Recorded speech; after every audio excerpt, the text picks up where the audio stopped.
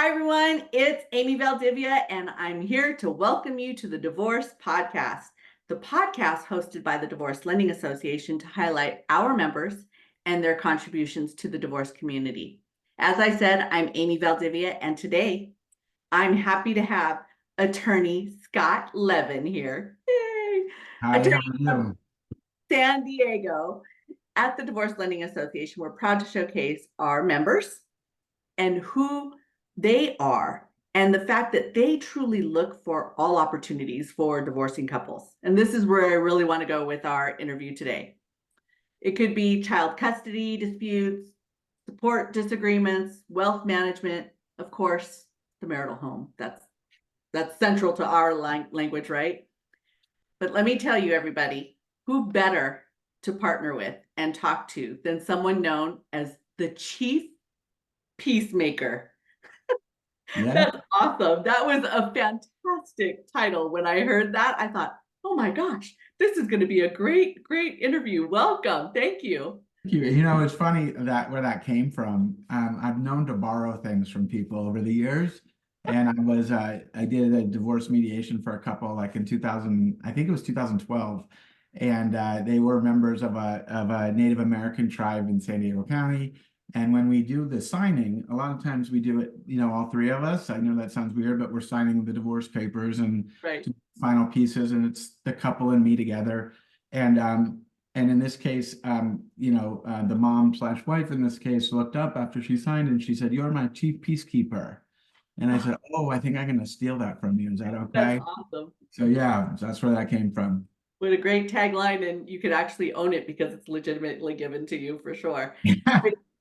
I have to tell you, when I was reading your bio, and for the listeners out there or those who are watching, you'll see his bio in the show notes.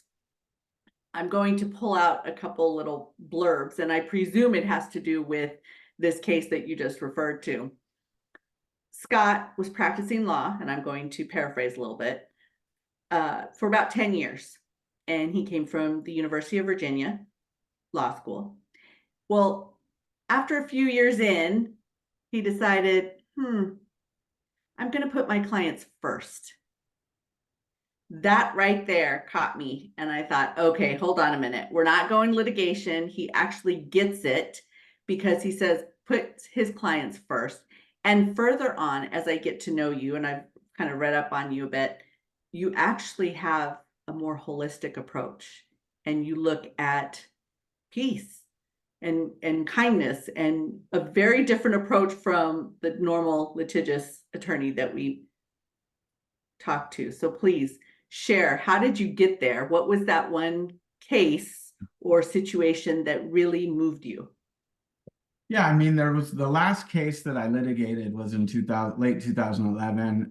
It wasn't that interesting of a situation. It was just a very frustrating situation. I'll tell it real quick. I was representing a woman in a litigation for divorce, and she did not want her, soon to be ex-husband's, new relationship around her kids. And so this is what happens a lot in litigation.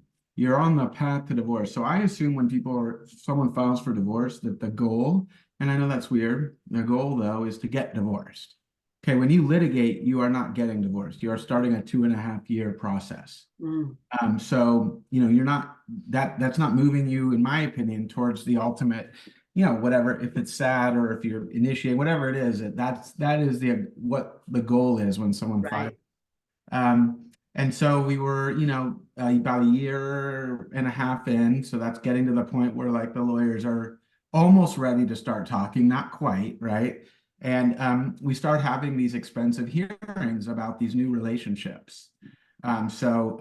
She was, we went to court for a hearing and a little mini kind of trial about, denying giving him less access to the kids because of his new relationship. And so that was about $30,000 between the two of them that they spent on, that like 1 day situation. And again, now you're further ingraining yourself. The two lawyers are starting to get into it. They're starting to, but nothing has to do with the divorce, right? These are all these little things to the side that remember, we're going to go here. Now we're getting our, thoughts and mental power like is taking us away from that. So guess what happened about 4 months later?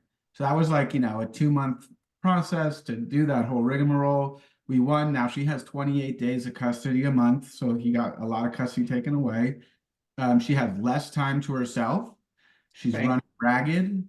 She has no personal life. She's 28 days on 30, or, not, in my opinion, wasn't what she needed. She had no time to think about her next career steps because she hadn't been in the workforce. And if you're going to live in Southern California, it's really hard to have, and be divorced and not have a job and Right. just rely on the support, because, that takes a lot of support to support yourself. So no time, zero time for any of that, right? So in my opinion, I'm not doing her a really great service, and her kids are suffering now. There's a lot of talk about getting them to therapy. They're not doing well. The school is reporting issues, all stemming from the process that they're stuck in. And then she gets a boyfriend, and guess who takes us to court for another $48,000 in fees to reduce her custody for the exact same issue. The judge has can't penalize him and not penalize, and meanwhile, all this, I mean, I know that new relationships after divorce or during divorce can be really sensitive, but,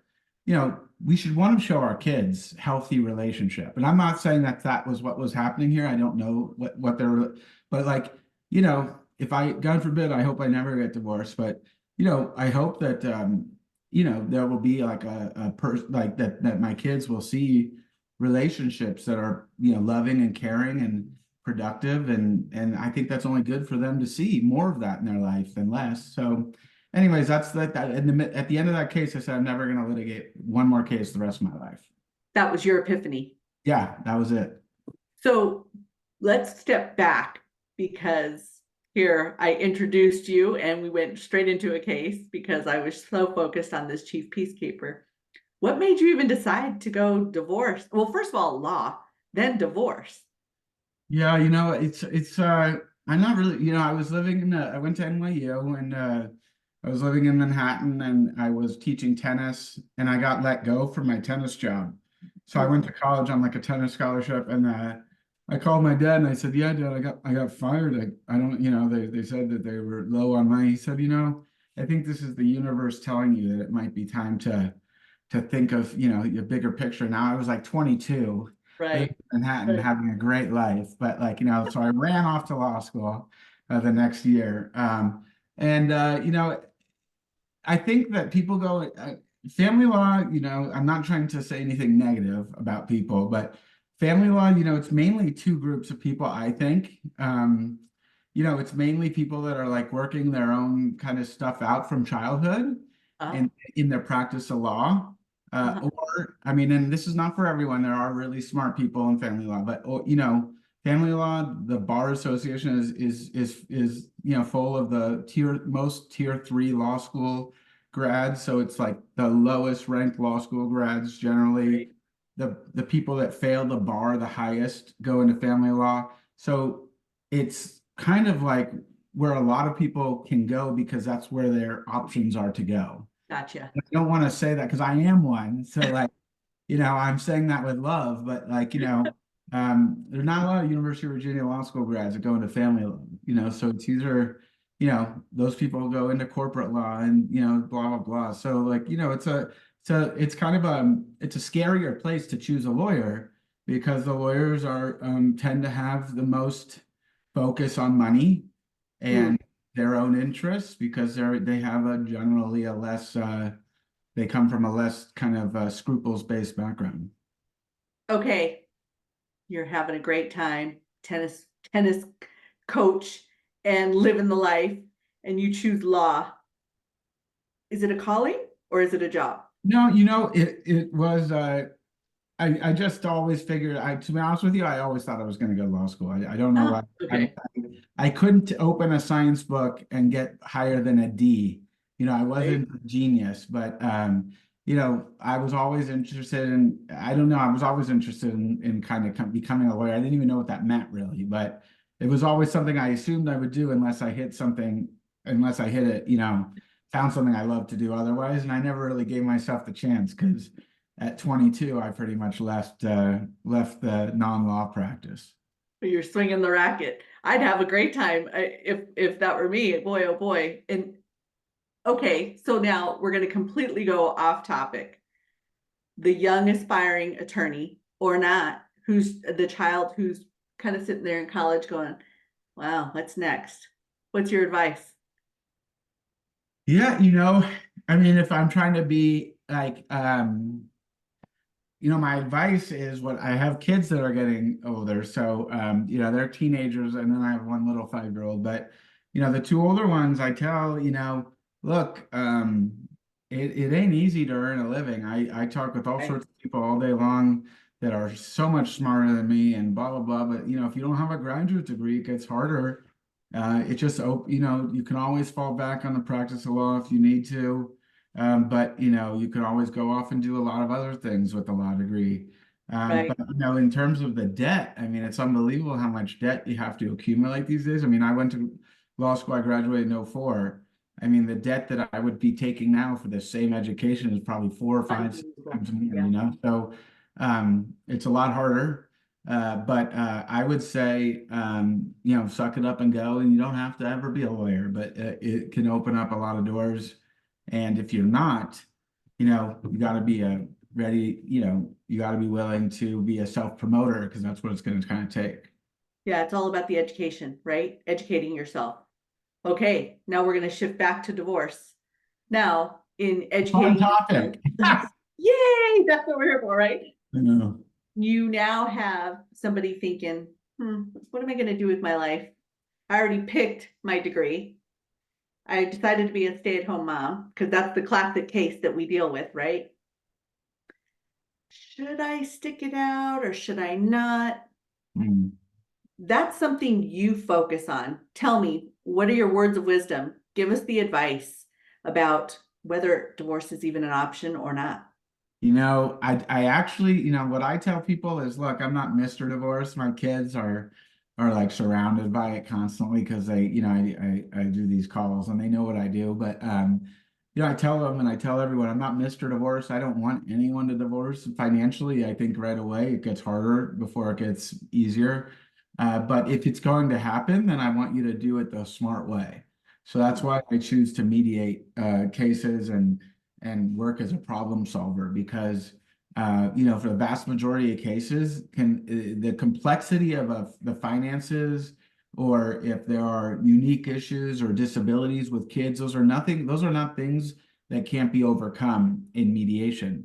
It's not the complexity of the numbers or the issues or the personalities. It's just a willingness to engage with the other person, and that's not for some people. Forming a team with someone that you're divorcing with Right. to figure out the solutions is not for everybody. But the vast majority of cases can be navigated in mediation, and so as opposed to, like I said, starting a 2.5 or 3 year process, that's not moving us along anywhere. So I just feel like that I have seen the impact. If you read any of the reviews that people leave for me that are so generous to post those. But I mean, the impact that you can have on your lives by getting a divorce done in 4-6 months versus 2.5 years, the stress reduction that you'll feel, the protection for your kids, protecting your futures, your money, keep the money in the family. Why would anyone want to fund some lawyer's 401k for a year? It's like, it's just, there's so many benefits, but again, it's not for everybody because you do have to collaborate with someone that you're divorcing with, and that's what it takes. But I just think that if it's going to happen, you should be smart about it and do it this way. It's so interesting because you said it's not about the complexity of the numbers, where there are some clients and even some attorneys, other professionals in our industry that say, oh, this is going to be a big thing. And it's almost like a scare tactic to scare you into, okay, it's going to be litigation. And really there is a completely different approach, mediation, your approach. And it doesn't matter as long as, what do you consider the priority? You said this to me in your notes. What did I say? I think yourself? I don't know what. Communication. Oh, communication. Yeah. That's right. the priority should be communication, and as long as you're communicating, I'll let you take it from there. Well, as long as you're communicating, anything can be solved, right? So you can have the same experts prepare the same. So you can get a really smart divorce financial expert to prepare a whole plan in what a 50-50 split looks like, how that looks like best for taxes, so it's the most efficient. You can get all the same information done, but on behalf of the unit, and as opposed to just getting two separate analyses done, inflated for the purposes of negotiation, because you have to give and take. You Right. can't come with your best offer. So, I mean, you can get all of those same analyses done, and then have someone like me in that professional, and get a consulting attorney if you want to like help you understand what this all means and what the ways to handle this are. But they don't do math in law school. So I'm a CDFA, I'm a certified divorce financial analyst. But I would say that most lawyers are not math brained. I mean, they don't have finance degrees, they're not finance experts. So you're asking like a history and a poli-sci major to give you analysis. I mean, why not just bring in the financial person, but on behalf of the group, to help explain what is all the stuff, and what are the ways to kind of go about dividing it. And it's really not very much money to do that. Yeah, for less than half the price of a Oh, true divorce, right? You can yeah. do mediation. And before I say thank you and applaud you for the divorce team and talking about bringing in those other individuals, what's wrong with the poli-sci majors? Oh, I am one too. So yeah. Poli-sci Talking majors on. never did anything with my degree. I Here know. I am in the mortgage industry. Well, you got that. So you're the unique example of a math and a English background, I Oh, guess. there no math background. Poli-sci majors do not like math, and here I am living amongst the numbers. Funny But as- that's why I love to work with the team. And one of the things that the CDLPs for the Divorce Lending Association and that's one thing that you're very good at. You pull in everybody. Talk to me about that. Talk to me about the importance of a divorce team and who are the players you look to? Yeah, I mean that it's a teamwork is so important. You need to approach this process with an even keel, with your mind at ease. So, does that, therapy, is that a coach getting you ready? You have to have an understanding of like, what the finances are, what that looks like. So that's like, is that a CDFA, certified divorce financial analyst? Right. Anytime that there's these days there's a lot of unique mortgage and lending issues. So I definitely bring in friends of mine in that space to help explain. I mean, even like like you said, that the woman who hasn't worked for 15 years, she's on her husband, or if it's a same sex, there she's on the other person's insurance through her employer. I have a guy that will explain what her future based on the support numbers and what else is going on, what her insurance costs and options might be, so that now we're making an agreement, but she can project forward what those costs or what those obligations might become. So everything, the goal of everything is to make informed, knowledgeable decisions that allow you to make good decisions. And so I believe I'm all about teamwork. Remember, I'm charging a tenth of what a litigated divorce will be. So if I'm bringing in a $600 charge here, or $1,200 here from these people, or $200, I mean, we're still talking a fraction of the cost. You're still saving 90% on what you would in a Right. litigated scenario. So, but you're getting like really good help. And I believe I found a really good network of people. And I'm always, like you said, Amy, that's why I'm joining the Divorce Lending Association. I mean, I'm always looking to expand that network and find other good people and like-minded people.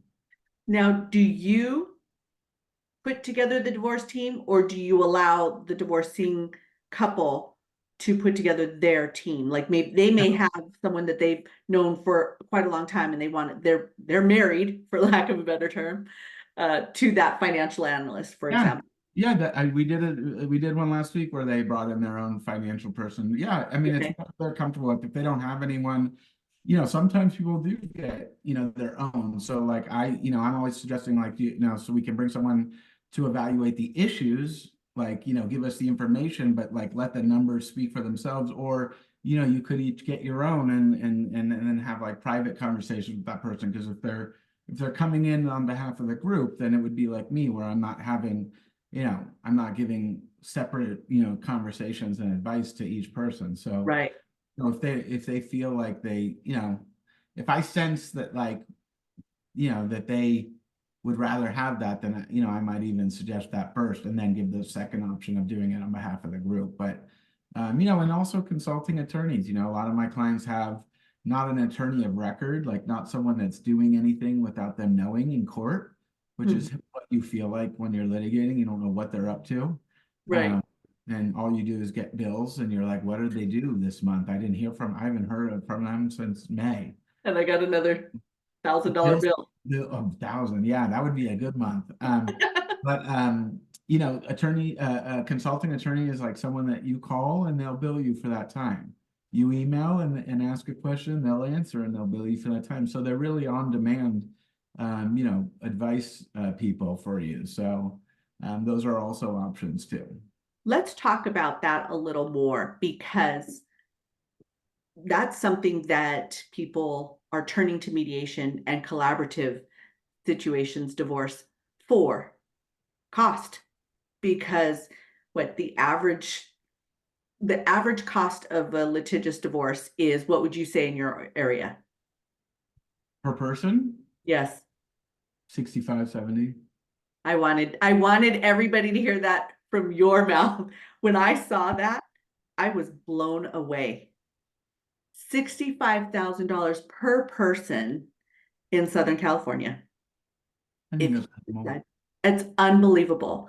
And yet you have a team of individuals that you consult with for this much compared to that 65,000. Consultation fees. What would someone have to pay if they wanted to get some little information from you? Well, I have a free consultation for both parties. So they come together. We do it virtually. Usually they can come to my office, but most of my consultations are virtual. And I don't talk with one person and not the other. So when you call my office and you'll get the explanation will be like, the first step is for the both of you and Scott to get on the phone, Right. Zoom, and have a free consultation. So basically during those consultations, I just want people to, I'm more advocating for the process and explaining the differences between like what litigation and mediation look like. And then, of course, how my specific practice is set up, everyone does it a little bit different. So I have, a specific way of putting people through the process that I think works well. And so I'll explain that. But yeah, now I don't just meet with one person, because that kind of chips away at my neutrality. So if I'm having a 30-minute call or 20-minute call with somebody, and then the next week they bring in their spouse on that call for the official consultation, that spouse is going to be, well, what did they talk about for the first 25 minutes? Right. Like, it couldn't have just been like, well, let's schedule the free consultation with both of you. That wouldn't have lasted a half hour. So, it's important for a mediator to establish that commitment to neutrality or that independence right away, because it's only going to hurt a couple if there's an inkling in one of their minds or both that the mediator is on the other person's side. Because sometimes in mediation, it's not just, of course, I'd love for every mediation to just be, me promoting communication and rooting them on and encouraging and facilitating, all those great words that us mediators use.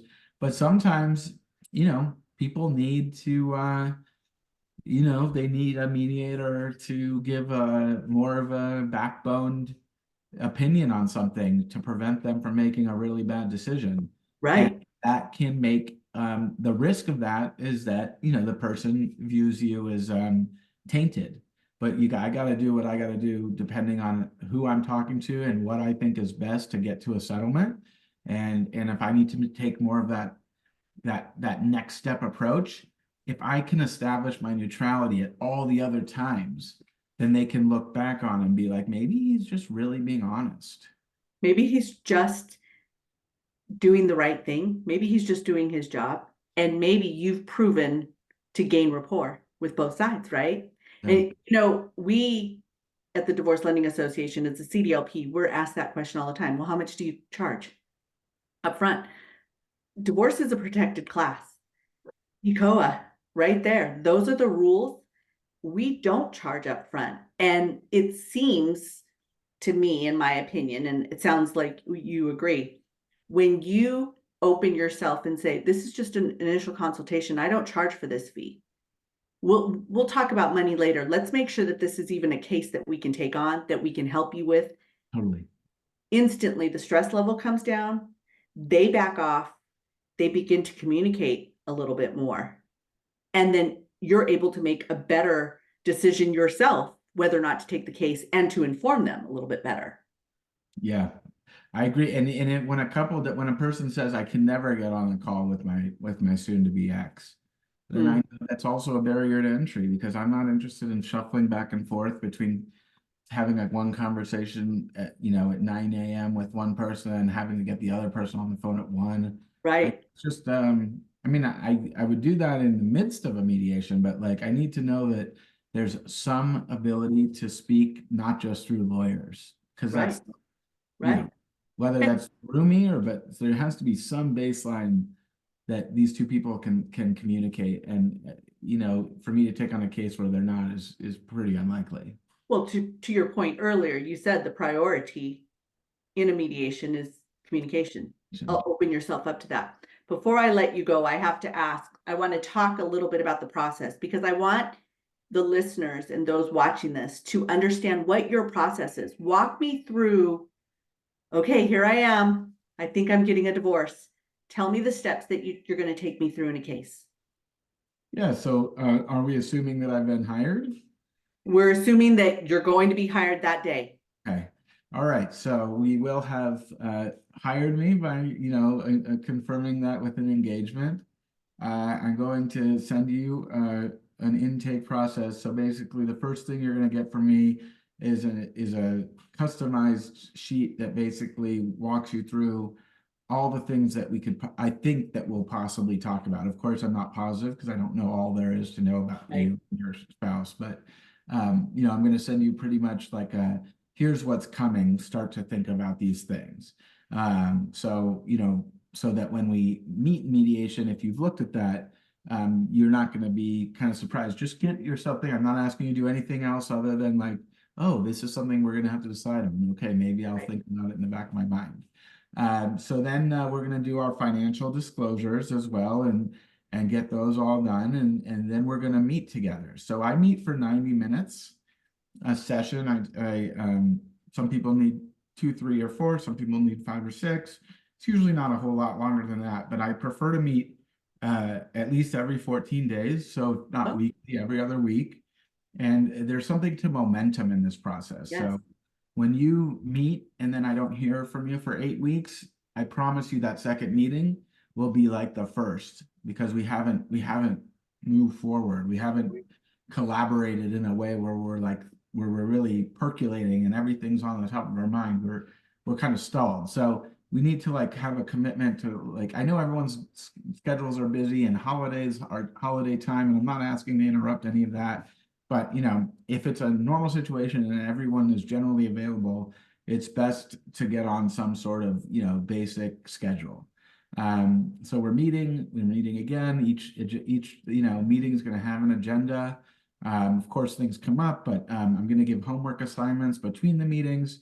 So I think that some mediators will have just one half day where they're doing it all at once. And so, I used to do that when I first started. And I could do it, but I think that people tire after about 90 minutes. They really do. I mean, these are deep things that we're talking about. So I don't want anyone making a decision that they're tired on. I also don't want anyone dreading coming in.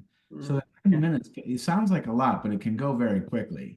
All of a sudden you look at your clock and we have 50 minutes left. So now we're like kind of rolling downhill. So, so I want you to feel like it's enough time, but not too much time, so that you're not dreading it. And then you have time to think about, let's say it's like the third meeting, and we've like, some people really, a lot of people figure almost everything out after like two, 3 meetings. Of course, it's not for everyone, but you know, I don't want you to like feel like, okay, have I made my final decision? I want people to feel like when they read the summary that I'll send them, like, does this feel right to me? Like, do I have any concerns about this? Give them that time to think and feel, and then come back to the next meeting, because I don't want anyone to like feel like they've made their final decision. I warn people all the time, look, we're going to come back to the next meeting. I'm going to send you a summary.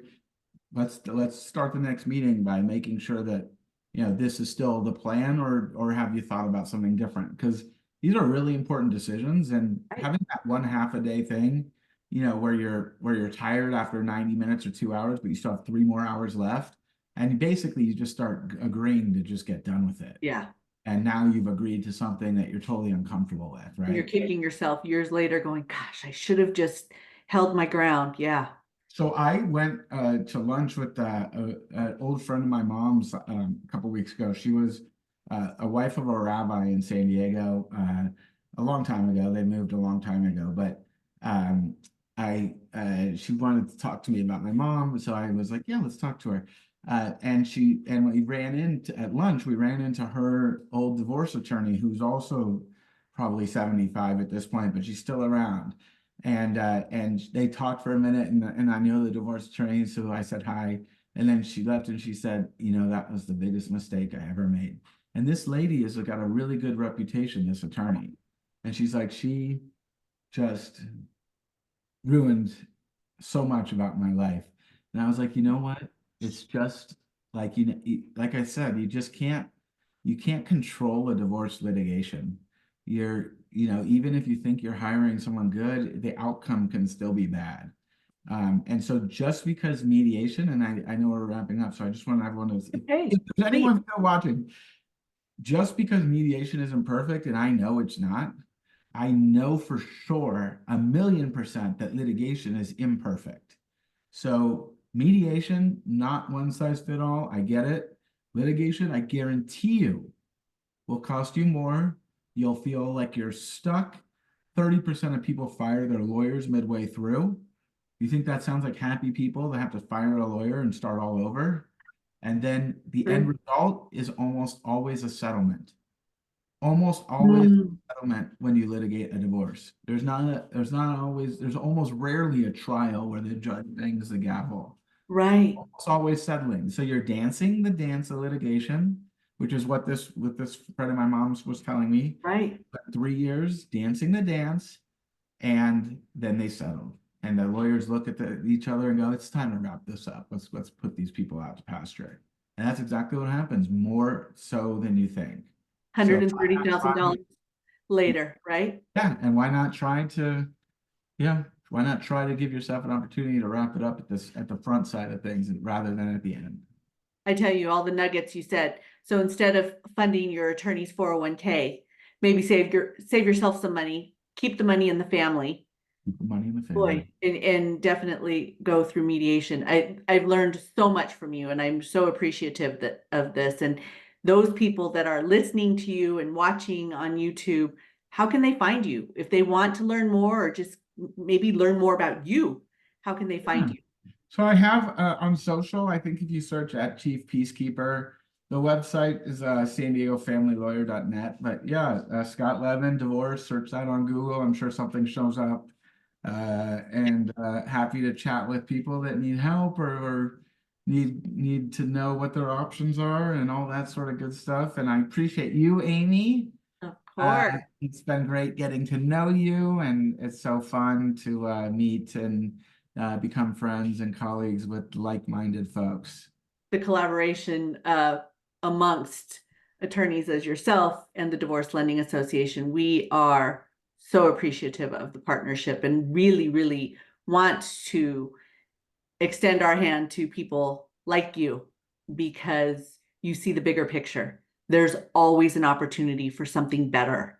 And if we can help those families, I mean, just think of what we can do for the kids. It's just amazing, amazing thing. So before I let you go, one last final thought. You've given so many pieces of advice, but one last final thought to everyone.